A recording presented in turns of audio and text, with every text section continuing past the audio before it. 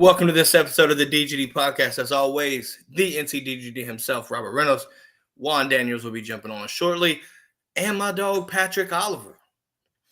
Today, look, guys, there's not a lot going on right now in the world of Georgia football. Outside of the Super Bowl last night, congratulations, Matt Stafford. Long overdue, well-deserved. Leonard Floyd, Sony Michel, look, congratulations to the Rams. I loved the Super Bowl last night. We claiming that one too. Fair. Look, as Georgia fans, I can say that too. It's fair enough. Look, it is the year of the dog, guys. Year of the dog. Georgia wins the Natty. Stafford finally gets his Super Bowl. First ever Georgia quarterback to win a Super Bowl, by the way. So keep that in mind as you listen in today's show. Look, today's show is a little bit different, guys. All we're going to be talking about is why we love Georgia football and or college football, right? It doesn't have to pertain just solely to Georgia football. But we can talk about why we love college football. Obviously, happy Valentine's to everybody out there. Happy Valentine's Day, babe. I love you. Look, got to, man. It's Valentine's Day. With that being said, though, the show is brought to you by La Terrain. Use code DGD at checkout. Get 10% off your purchase site-wide. Also, join our Discord today. Peep the link right there. Also, if you want to become a Patreon subscriber, link is right there. If you're watching. For those listening, you will get those links in the show notes, so keep an eye out for those as well. Patrick, I'm going to let you start off, man. First off, what do you love about Georgia football? Well, first of all, what's not to love about Georgia football? I mean, it's in my DNA. You know this, Juan knows this, and some of the viewers probably know this from, last time I was on and chat and whatnot. But I've been a North Carolina boy my whole life, but my family has deep Georgia roots, and they stretch down to Athens. And, ever since I was a little kid, ever since I was old enough to know who Herschel Walker was, it's been dogs all day. I love the atmosphere. I love the environment that the city of Athens has. I love the atmosphere in Sanford Stadium on Dooley Field and between the hedges, and just every time I hear that solo trumpet when they start to battle him, it makes the hair on my arm stand up. It just gets me. And to me, there's no better football team in this world. And I don't care if we got 0 championships or 100 of them. I feel the same way. Absolutely. Look, I've obviously been from North Carolina, and, Georgia came in a different way to me. I'm not from Georgia, so I didn't, I don't have the Georgia blood in me, as you would say. But look, there's a team, specific Georgia team, that got me to love Georgia football, and that's the 2008 team, and that's also Matt Stafford. That's No Sean Marino, right? Why I love Georgia football is because it is just entertaining to watch. You look at all the great running backs, right? Like, I picture No Sean's leap. I picture Matt Stafford's Mikey Henderson touchdown. I picture, Stafford to Massaquoi, right? The blackout at all, against Auburn. Sit there going back to, Patrick, what we talked about a long time ago, what seems like now, on the pre-show for the Florida game, the cocktail party, Georgia dancing in the end zone, like all those moments. Todd Gurley's leap, No Sean had several leaps. All those things culminate into one love, if you want to say, for Georgia football, right? One love for Georgia football, but also the tradition. Right, things like that is why I love Georgia football. Now, Patrick, I know we're a lot of college football fans. We're a college football podcast. What stands out to you about college football? What do you love about college football as a whole? To me, it's the hunger. It's the hunger, because these kids are trying to make the show. They're trying to get to the NFL. They want a Super Bowl ring. They want to go get drafted in the first round. And to do that, you got to step on the proven grounds in the NCAA. And that's what these boys do. Because to me, a lot of times in the NFL, once the guys get there, a lot of them are hungry the first couple of years, but once they light it up, and then they get that giant payday, they kind of slack off. They kind of get lackluster. Like, okay, I'm paid now. I don't need this anymore. I'm gonna get paid. I'm gonna just play and fill my role, and that's it. But these guys in college, you know, they're hungry, and then the rivalries. Okay, yeah. So you look at NFL, you got Cowboys and Redskins, of course, things like that. But there is so much rivalry. There's so much in-state rivalry. There's so much neighboring state rivalry. There's so much cross-country rivalry. There is just rivalry galore in the NCAA, and that brings another special aspect to it that you just don't get with the NFL. You know, looking at it for me, right, I think in my opinion, right, the pageantry of college football, you know, to me sticks out. You know, I've watched NFL, I've watched a lot of NFL and understand that there's passion with it.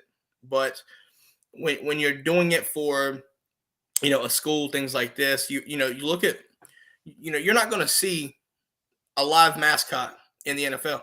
Right. Just not going to do it. So when you have Uga on the sidelines, you have Bevo. The Colorado mascot. I forgot his name. You know, shit like that. Like when you sit there, you watch. When you watch Colorado run the bull out, right? You know, all these different traditions, like, you know, all these intro, like some of the best college introductions, like, you know, these intros, you know, you look at Georgia and you look at Clemson running down the hill. You look at, you know, Inner Sandman, Lane Stadium, you know, whiteouts, all these things like this. You know, there's, in my opinion, more passion than for NFL. Not saying that, you know, and that's just my opinion. I definitely think that there's a lot of passion, you know, and people take fandom seriously in the NFL. But I just love that, like, you know, just love those things, right? I love seeing, you know, Take Me Home, country roads up in Morgantown. You love hearing that. You know, it's just a bunch of different things all across the country that, you know, everybody has their, you know, what makes them unique, right? And that's fun to keep up with. It's look, but rivalries are rivalries. I love to hate the Gators. Right. I love to hate Auburn. And it's a 24/7 thing almost, really. Right? Like, there's not a day goes by that you think you hear a Florida fan and you're like, oh, fuck what you say. Right? Go, you know, you're not gonna hear me say go Gators. Fuck the Gators. You're not gonna hear me War Eagle. Fuck the Auburn. Fuck Auburn, right? That's just the way it is. So the rivalries live outside of game day. And, you know, and look, I'm sure NFL rivalries are the same way, right? We know that this is what a rivalry is. But it's just fun to hate the Gators. It's fun to hate Auburn. You know, to hell with Tennessee, right? Like, it's just fun, right? And I love dealing with that right there. But also, you know, when you look at it, I love being able to sit there and watch guys go in from high school to that next level in college. Watch them progress through college and then follow them in the NFL and watch them hit the pinnacle of football, really, at that point, right? Winning the Super Bowl, Hall of Fame, Richard Seymour, shout out there. Right. It's fun to keep up with these folks and all the Georgia fans, and you know, not even sometimes even outside of Georgia, right? You know, looking at, you know, hear stories, right? Hear these stories while they're in college, different things like that. Like, you know, it's just a fun culmination of things like that really just makes me love college football, right? Just all across the country, you have different fan bases, most of which you can sit there and you know, either shit talk or have a collective discussion, right? It's fun to deal with. It's fun to have a nice discussion. You know, learn more about. Right? I love, obviously, this show, we bring on folks from other teams. Look, I love understanding as much as I can. So if I can sit there and take, you know, teams like Oregon, or take, you know, try to understand your opponents, right? That, to me, I feel like that's something that I need to do, and I love doing that. So that's why I love college football. But now we're going to transition into specifics. We're going to get a little bit specific here. What is your favorite moment in college football history that you've experienced, whether it be watching it in your lifetime? What was probably your favorite? If you had to choose one moment, what would it be? Well, after a couple of months ago, that's an easy decision for me. It was third and Ringo. But prior to that, I would probably say watching Todd Gurley run up and down Clemson. Probably that would probably be my favorite that I've witnessed in my time. Yeah, I feel you there. I think for me, there's been so many things right throughout the past that have kind of like left me awestruck. It's hard to put it in one. It's hard to come up with just one. Oh yeah, no, there's no doubt about that. But if I'm going Georgia and I'm going no Sean Sleep at Arizona State. Okay. Not only was that a classic, iconic moment, but it also is what led me to be a Dog fan, like solidified the deal for me. Not being able to sit there and grow up and listen to Larry Munson. I mean, yeah, not sit there and listen to Munson, right? All these things right there. I never got to deal with that. So for me, that kind of helped me solidify my status as a Dog fan. So, I take that moment as the one that really just like solidified my love for college football, not only college football, but, Georgia specifically. Right. But also transition it. Look, there was a couple moments, and it's not even Georgia related. I'm going to bring in this. The next little part. We're going to sit there and expand out through the entirety of college football. One of my favorite moments and one of my favorite games was the 2005 national title with Texas and USC. USC. I was just thinking about that. The Vince Young show. Yeah. Well, yeah. So to me, you sit there like that's arguably one of the best college games I think anybody's ever seen. Right. Oh, yeah. It's one of those games. It's one of those iconic games, especially modern day. You sit there, you watch, if you remember, you watch Vince Young kind of just do these heroics, score that last minute touchdown and, run through the end zone and run out the camera. And it's just one of those, games that just had so many moments. And then you culminate with that touchdown run. And outside of that, it's just one of those things that just live in your head, even if you're, a Georgia fan or, whoever team you pull for. It's just one of those things that's ingrained in your head because you were just mesmerized at how good that game was. Yes. Like it was a really, really good game. You're looking at more recent, look at Sony Michel's run in the Rose Bowl, right? Mm-hmm. Walk it off. It's one of those things where, if you're the team that gets dealt with it, right, the loss, it's something you want to forget, right? We've had to deal with second 26. It happens. But for about anybody, obviously outside of Georgia, anybody's probably like, what a comeback and what a way to win that game, right? Oh, yeah. Turns out to be one of those kind of games.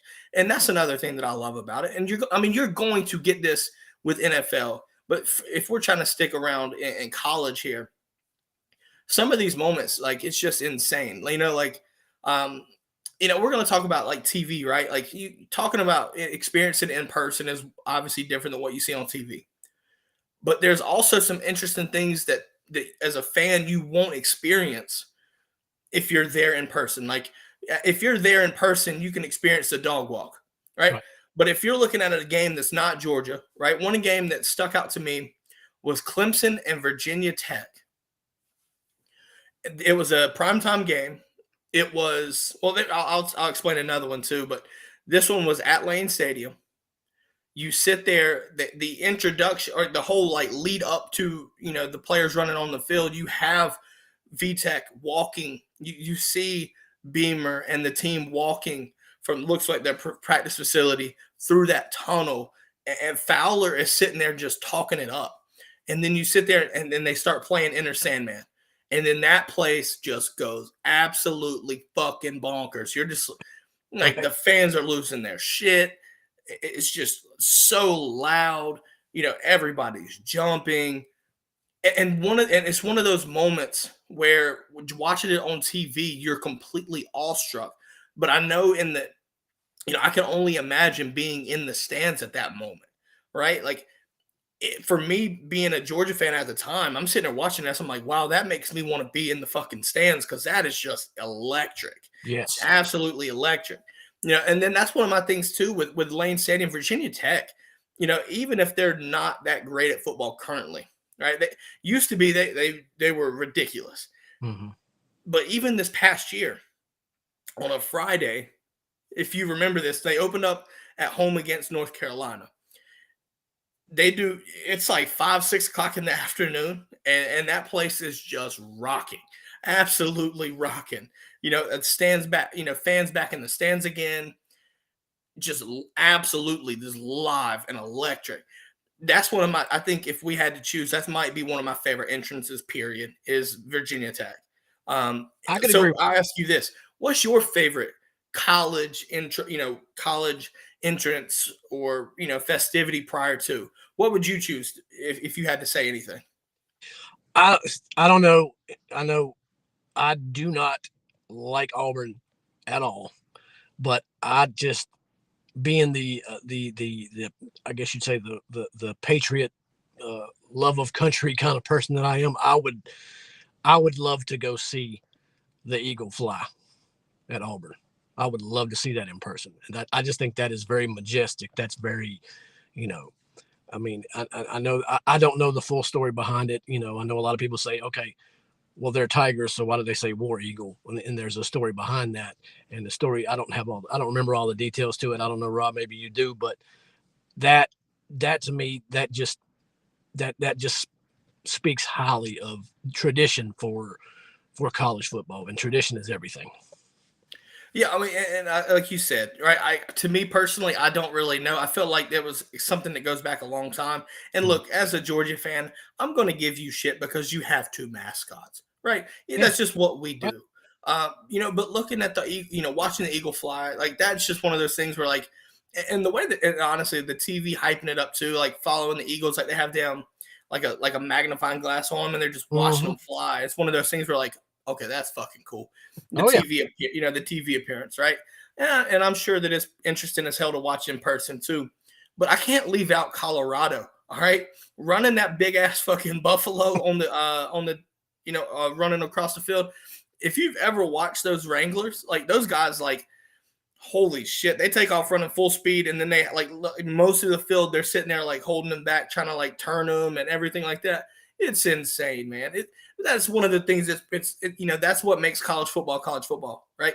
Hmm. Live mascots doing these things. It's just what brings the love for the game, love for the sport of college football. The Texas Um, Longhorn, for example. yeah, with That, Bevo, fuck Bevo though. that's a Look, big you don't dare come on and try to attack Uga though. try to get Don't you dare. got a little too close there. Yeah. Now I do want to, one thing that I think is interesting as well, and one of the things that kind of look back through history, right, a little bit before my time, Miami. I'm gonna talk about Miami on this because it was very interesting. The fire extinguishers where they run through the smoke. Hmm. If I'm not mistaken, they started that, and it just turned out to be iconic because now you see everybody doing it, whether it be fire extinguishers or fog machines. To Hmm. some degree, a lot of teams do that. But let's be honest, when you had the U back then, when everybody knew that was the glory days of Miami, Hmm. that's intimidating as fuck with Jimmy Johnson running out and all those guys. And that's just purely intimidating, you Yes. know. But it's one of those things, and honestly, well, if we're doing this right here, let's talk about LSU. I don't know if you're familiar with this, but if you go to LSU and you go to Tiger Stadium, you have to walk past Mike the Tiger on game day in a cage at your locker or at the visitor's locker room. So basically, they set him up in a cage where you have to walk past Mike the Tiger, and Yeah. it's a live tiger. Yeah. It's one of those things where That's setting up like where you are, yeah. right? You know where you are. Yeah. Um, but no, honestly, one of the tradition and things like that. Let's see here, right? You look at the history, right? You look at these games, Deep South Solders rivalry, right? Michigan, Ohio State, all these rivalry games that's been going on for decades upon decades. What's your favorite rivalry, whether it be whether it be a Georgia rivalry or just overall in college football? What is your favorite rivalry? Hmm. I'm gonna go Army Navy because of, I mean, yes, it's a rivalry. They're all, you know, Rob, you having served, the armed forces are the armed forces. We can talk, you guys can talk about each other, but nobody else is going to talk about you, that sort of thing. But when it's time for that Army Navy game, just the whole atmosphere for that, the color guards and the marches and just it's just unreal. And it always seems to be a good game. It always seems to be a good game. Yeah, and to that though, you also have that's one where outside of fans of Army and Navy, everybody in college football will get together and watch the game, and we don't talk about our rivalries for the most part. So, Exactly. either you pull for Army or you pull for Navy, or you just don't pull for anybody. You just watch the damn game, but it just means that much, But then you also look at, Air Force versus Army, Air Force, for the Commander's Chief, right? The Commander in Chief's trophy, right? So you have Air Force, Army, and Navy too. So, look, Air Force has been strangely pretty good in football, which is wild to say that. I like it as an Air Force vet myself. I like keeping up with them too.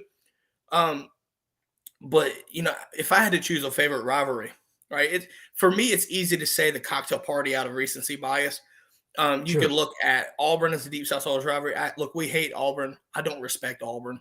Like I'll talk to fans and things like this and talk to and have conversation. But when it comes to football, I don't care about their team and I don't respect their team. Never will. It's just that's just what happens, right? Like just something just irks me about Auburn. Obviously being a Georgia fan, but like even before Georgia, I was kind of like, I don't really care for them. Don't like them, So, it's easier to say Deep South Soldiers rivalry. But if I had to choose, though, give me – that's tough. See, I like Oklahoma, Texas. I like the Red River rivalry. All right, I do. It's just one of those things where you go to, to go to the – I think it's a Cotton Bowl or whatever. It's not the biggest stadium, but by God, there's been some games. There's been some games. You look at, just this past year, Texas has the lead. And then Oklahoma, obviously Rattler, this is where Rattler gets benched, Spencer, and then Caleb Williams comes out, leads them, and comes back and wins. What a game, right? What a game. But you sit there and that was the game they both ran up the score big time, wasn't it? I believe so. Yeah, it was a high scoring game. Yeah. Right. So, I look at that right there. Obviously, you could look at Michigan, Ohio State too. Knowing folks that pull for these teams, I understand. Like you can see the hatred in these teams. Period. Right. Oh yeah. The fact that it goes as far as Xing out an M in your sentences and things like that come rivalry week, it's beautiful. Right. It's just beautiful. But if I'm going to stick with Georgia, I'm going Deep South Soldiers rivalry. Sure. Exactly. I would agree with that. I love the concept. And honestly, it's going to be interesting to see. Look, you can see that's also people say, Georgia Tech, and fair. And really, you look at, clean old fashioned hate is the history behind it is, it is one that can make it a rivalry. But when you come to on the field production, that's nowhere close. It's one of those things where I could get away with pushing them off the team or off the schedule. I mean, putting in somebody else and being completely fine with it. Like, give me Clemson. If I had my choice, give me Clemson. Take away Georgia Tech. I don't give a shit about them nerds in Atlanta. Give me the Tigers. Right? There's been several good games. Mm-hmm. Most of the games that we played, at least recently, have been good. 2013, 2014, this past year, right? And we've also got home and home again coming up soon in the next few years. I cannot wait to play Clemson because now Clemson's on a level where they are national threats to the title, right? They're national title contenders. They're relevant. We're relevant. When you're both relevant at the same time, it typically leads to good games. There's always that chance of a blowout, but 8 times out of 10, you're going to get a good game. You saw it. You saw it this past year. Offensively, struggled, both teams. But that's just a testament to how defensive minded that game was. 2 elite defenses, it's going to kind of go that way. So if you're a fan of the game and you don't care about scoring and all this shit, it was perfect. It was perfect. And it was one of those. Perfect. It was one of those that you had to sit on the edge of your seat until that clock hit 0 because it was just so impactfully close the whole damn 60 minutes. And one mistake and Clemson could have walked it off. Well, you look at. Well, yeah. So it's kind of similar to a soccer game, a soccer match. right? You sit there, there's not a lot of scoring in it, right? There's not a lot of scoring. But at the end of the day, when you score, it means that much more. So when Georgia gets that pick six from Chris Smith, yes, I'm sitting here losing my shit. I'm like, oh my God, because you know how hard those points are to come by. But it's 3-3. Boom, there you go. But then you sit there, Clemson's driving, they get closer to the end zone, throw it in the end zone and break it up, right? Pass breakups. Oh my! I'm sitting here looking at that. I'm like, oh my God, Breeny played his ass off that drive. I'm like, let's go. And then you sit there and, stop the points. And it's like, all right, 10-3. And then you watch physical domination assert itself on that last drive. Oh, yeah. So you sit there. That's just another game, another notch in the belt in this rivalry. Because think about it, 2013, 2014. Split the games, right? Each home team won. But Todd Gurley did break loose and ran wild, right? Yeah. We know this. Absolutely ran wild. But that's another thing that I want to talk about too. Outside of another reason why I love college football, outside of the rivalries, but the calls of those voices for your team. Oh, yeah. Munson comes to mind for Georgia. Yes, he does. But you also have Scott Howard. And Scott Howard, while not to the same level yet as Munson, has his own set of iconic calls. And thinking about it, you sit there and you look back no further than the 100-yard kickoff from Todd Gurley. Right. You could also say, you also look back to the SEC championship game, Swift running it back to Philadelphia. Sitting at the Rose Bowl game, right? The Rose Bowl was iconic. My man was just wilding out. And then even recently, while sick as a damn dog, making the picks, third and Ringo, right? The chip six, as you want to call it. Yep. Sick as a damn dog. And still basically just giving it every single thing he had to call that call. And it's just one of those things that it will just ingrain into you, right? You look at like some of these, announcers that we're used to, right? When you listen to voices, right, on the radio and things like that, it's a lot different because those are typically more regional based. I never really got to listen to Munson growing up, so I go back and I embrace it by sitting there going back on YouTube and listening to it. Right, that's just what happens. Just because I wasn't fortunate to grow up and live in Georgia like that and pull for Georgia like that, so I go back. I still accept it. I embrace it, and I listen to it, and I appreciate it that way. Sure. Scott Howard, you can sit there now. When you're, if you have to watch it outside of the radio. Chris Fowler, Herb Street, right? Great calls, right? Mm-hmm. You love the way they call them, but let's be honest. Every commentary team has their own niche, right? SEC fans love to hate Gary Danielson. They just love to hate him. Yes, they just do. And it's not even Georgia fans. That's Bama fans. That's you. All SEC fans seem to hate Gary Danielson. Look, it is what it is, right? It is what it is. I'm not mad, but then you listen to Brad Nessler, going back a little bit, Vern Lundquist, right? Loved Papa Vern.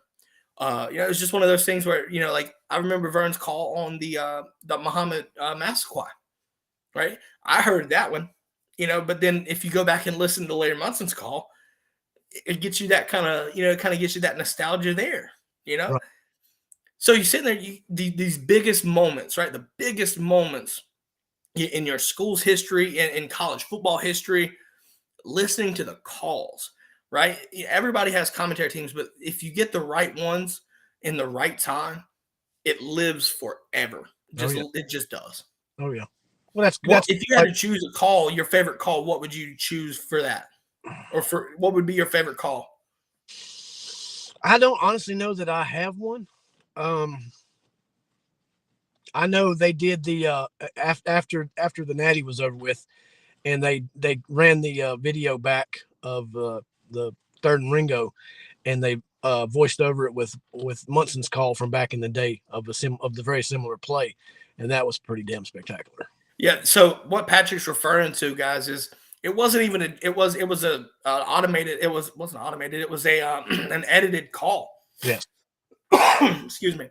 They literally took and edited clips of Munson against Bama and literally made it and voiced it and clipped it to where it was legitimately Munson calling the Ringo pick six. And it was legendary, and it gave me chills, even though it wasn't the authentic. Yes. It was just chilling. It was absolutely chilling. If I had to choose though, live, one of my favorites was in the blackout when Noshawn.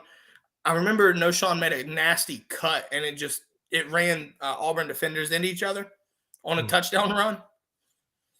I remember Vern just went ballistic on it. He was like, "Wow, what a cut!" You didn't really hear Vern go like that, kind of excited. Like he would get excited, but he wasn't on that level. And that just sticks out to me too. Right. Oh yeah. Look, I want to get the brigade involved here. Tripp was talking back a little bit earlier about being intense. There's been so many intense moments in college football. It's fun, right? It's fun. But what we're going to do here, guys, we're going to wrap this up and we're going to go to our Q&A. So if you're in the brigade and you're watching, feel free to get your comments. Let us know why you love college football, why you love Georgia football, why you love your team's football, whoever you're pulling for. Just let us know, obviously, in the comments. But we're going to wrap it up for the podcast portion today, Patrick. So I want to thank you for coming on. It's always a pleasure. And kind of giving this discussion, right? And giving these examples of why we love college football, right? Refresh us, right? Now that football is completely done, more so on Saturdays until September, basically. Look, we've got a lot of stuff to deal with off the field, but it never hurts to get a refresher on why we love the sport that we're sitting here talking about. So thank you for coming on again. Guys, make sure we're going to pull it back up. Feel free to join our Discord, become a Patreon subscriber. You get some intel that not anybody else will get. Get some different stuff there. Patrick is a Patreon subscriber as well. And look, I want everybody to have a good Monday, the rest of your Monday. Come Friday, me and Juan will be talking 2023 names to know. We're going to sit there. Me and him are compiling lists, separate lists, not talking about anything. So it's going to be interesting to see where we are on these lists and see how closely similar or different these lists will be. On that note, though, guys, have a great day and go Dogs. Go Dogs.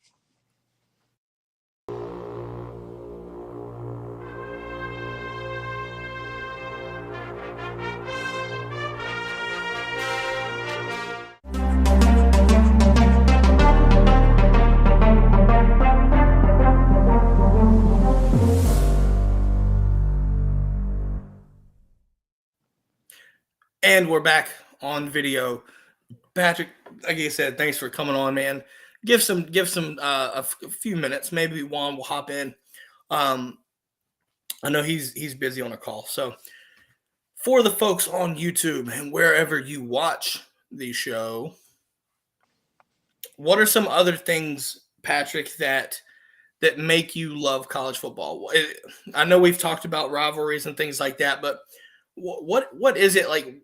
What stuck out to you? Early, like when you started watching college football, what was it like? Was it parental influence? Was it just genuine fascination for it? Finding out yourself. What was that like? What drug you into college football? Well,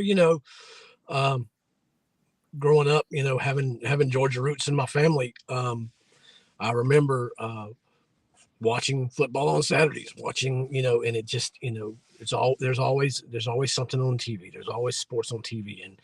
And between watching that on Saturday as a kid and then watching NFL on Sundays, and of course up here, we didn't really get the Georgia games up here regularly because, it was more of a localized regional kind of thing back then. So, but, we'd get the Wake Forest and NC States, and we'd get the Duke and UNCs and things of that nature. But once I started visiting the state of Georgia when I was a kid and learning about the history and the heritage and my family roots and things like that, it just drew me more to Georgia University. the University of Georgia. And I just started looking into things on my own at that point. Nobody really pushed me to be a Bulldog. It just kind of happened, and I'm glad it happened. Kind of for me, it was one of these things where, a lot of the time we would watch like football and basketball. Like being in North Carolina, you're either born, it's a basketball state. If you've never been, it's a true basketball state, college basketball at that. So you have your Duke, you have your North Carolina, you have Wake and State. Although majority, I would say probably at least 90-10 Duke, Carolina, and then 10% Wake and State. It is what it is, though. For me, I looked at it as, on Saturdays, I didn't have cable, right? So like for me, it was CBS, right? You could watch ACC football, but growing up in the mid to late 90s, early 2000s, wasn't really much good ACC football on at the time, honestly. It really wasn't. So, you could watch it if it was like nothing else was on, or you were waiting, right? You were waiting for the 3:30 game. But for majority of it, right, I waited to see that 3:30 game. And I always remember, It's so catchy. It's so catchy. Yep. So now that ESPN has taken over, they better bring that song. They better. Yes. They need to. If they don't, I'm going to cry. You're going to see a grown man cry, because that is so iconic and has so many memories growing up and things like that. It's so it's just one of those things. I need it when ESPN completely takes over, CBS contract ends. I need it. But watching the 3:30 game, I remember seeing LSU Bama. I remember seeing Auburn LSU, Georgia Florida, Georgia Auburn. I remember seeing Georgia several times. You would see Kentucky and LSU, right? Bluegrass Miracle, right? All these things, right? All these memorable moments. Jared Lorenzen, right? Sitting in 2011, 2012, I remember watching the SEC championship or the regular season, Alabama LSU. All these memorable moments, right? But in the moment, obviously growing up, Peyton Manning, right? I remember watching Tennessee when Tennessee was actually fucking good. Right. Tennessee, Florida, unfortunately, whipping up on us and whipping up on everybody, with Spurrier there. But, for me, as I was able to expand out more, right, when I was able to watch ESPN, Georgia stood out there too, especially when you had Matt Stafford, when you had No Sean Marino that were electrifying. Matt Stafford with the ridiculous arm, right? All that shit stood out to me. And then, like I said, when it came down to that leap against Arizona State, done deal. Yep. With that being said, though, Joel Sanders says college football is all about the football. Unlike the NFL, the past few years being political, and Georgia fans are so passionate. Look, while, to that degree, obviously I'm not going to get too political here, but you kind of see that around all sports, to varying levels, right? But obviously talking about Georgia fans being so passionate, absolutely. Tell me anything else that's going to get a grown human being to bark at somebody else, right? Like, and that's just your fandom, right? You're going to hear some crazy shit being said. When are you ever? The dogs are barking in Indy. Call the cops. The dogs are barking in Indy. Yeah, the dog who let the dogs out, right? But you also have songs that are made based off of a team. You go to Dixieland Delight, right? If you've never heard of the remade version of that, listen to it. It's fucking hilarious. Free Falling in the Swamp. Obviously Tom Petty has ties there. Very interesting, right? Very interesting. So there's just a lot of stuff right there. But Patrick, if you had to choose something,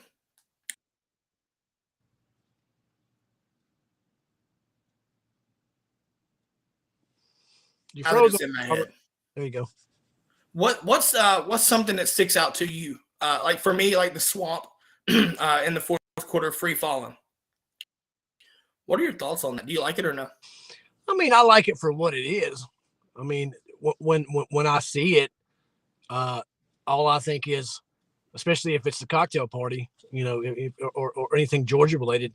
Every time I hear that, I just like, okay, we just got to crush them again because fuck them. This Florida. Yep. Look, we're going to end this off, though. So it's not really a lot of comments, but hey, it was a Right. pleasure having you on, my man. I Guys, appreciate tune in the invite. Friday. We're tuning in Friday. It's going to be a fun show. On that note, though, guys, have a great day. Like, subscribe, follow on Facebook. Go Dogs. Go Dogs.